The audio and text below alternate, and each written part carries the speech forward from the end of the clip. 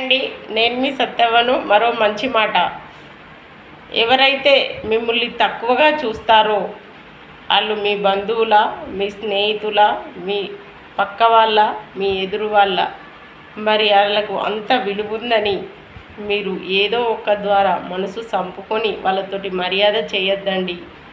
ఎందుకంటే మిమ్మల్ని తక్కువగా చూసిన వారు బంధువులైన సంబంధం అవసరం లేదండి, స్నేహితులైన ఆ స్నేహం అవసరం లేదండి.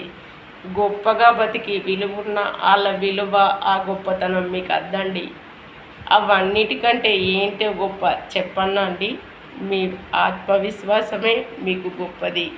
ఇలా మీకు మీరుగా మీ ఆత్మను నమ్మి విలువగా బతికినప్పుడే ఏదైనా సాధించి తక్కువగా చూసిన వాళ్ళే మిమ్మల్ని గొప్పగా చూసే రోజు వస్తుంది. కాస్త ఓపిక పట్టండి, కానీ ఆత్మను చంపుకొని ఎవరితో స్నేహం, బంధుత్వం పెట్టుకోవద్దండి. ఇది మీ మనసు చెప్పట్లేదా? చెప్పినప్పుడు మనసు మాటే వినండి. వాళ్ళు వీళ్ళు ఏమనుకుంటారో అని పనులు చేయొద్దు. మీ మనసు చెప్పిన పని మీరు చేయాలండి. బాయ్ అండి.